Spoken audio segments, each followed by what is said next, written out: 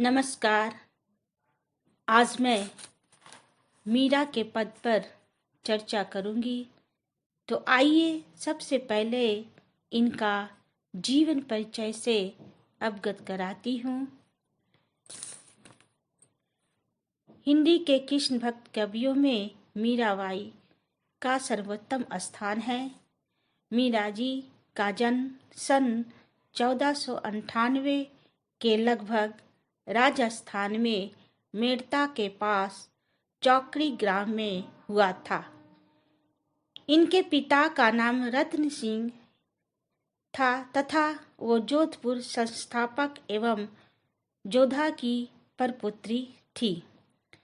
बचपन में ही इनकी माता का निधन हो गया था, अतः वे अपने पितामह राव दूधा जी के पास रहती थी।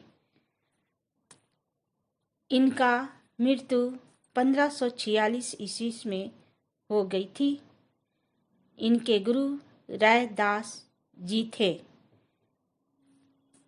मीराबाई का विवाह चित्तौड़ के महाराजा राणा सागा के बड़े पुत्र भोजराज के साथ हुआ था।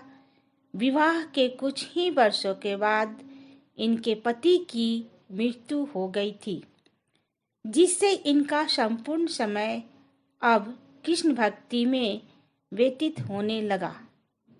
मीरा श्री कृष्ण के पद गाती साधु संतों के साथ उनकी हर लीलाओं का वर्णन करती रहती थी, किंतु राज परिवार से होने के कारण राजघराने के लोग इनके इन सब कार्यों से खिन्न रहते थे और कई बार मीरा को विष देकर मारने की कोशिश की गई, किंतु कृष्ण की प्रेयसी होने के कारण ये बच गई। राजघराने से बार बार परेशान किए जाने के कारण मीरा वृंदावन धाम चली गई। मीरा के जाने के बाद इनकी लोकप्रियता से अभिभूत होकर राणा ने इन्हें वापस आने के लिए कई संदेश दिए, किंतु मीरा वापस नहीं आई। इन्होंने अपने सारे साहित्यिक बंधन को तोड़ लिया। मीरा जहाँ भी जाती वहाँ इन्हें देवी जैसा सम्मान मिलता और ये लोगों के बीच में कृष्ण भक्ति के गुणगान किया करती थी।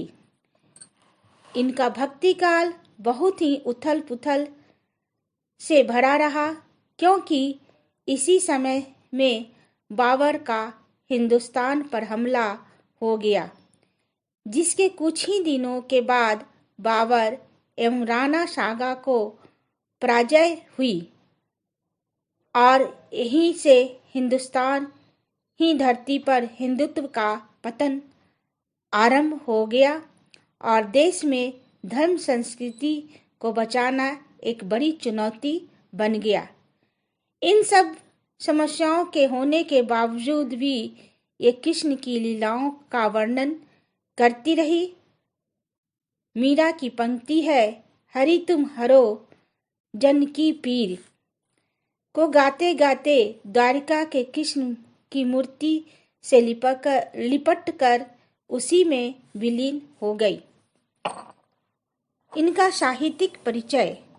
इनके काव्य रचना में इनका कृष्ण भक्ति प्रेम, इनके हृदय की सरलता तथा निश्चलता का स्पष्ट रूप मिलता है। भक्ति भजन ही इनकी काव्य रचना है। इनके प्रत्येक पंक्ति में सच्चे प्रेम से परिपूर्ण इनकी इसी प्रेमपूर्ण शैली की वजह से लोग आज भी इनकी पंक्तियां उतनी ही तन्मयता से गाते हैं।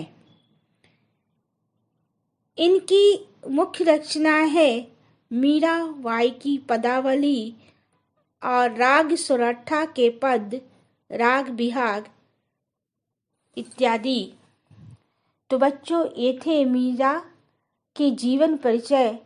अगले क्लास में मैं इनके पद पर चर्चा करूंगी। धन्यवाद।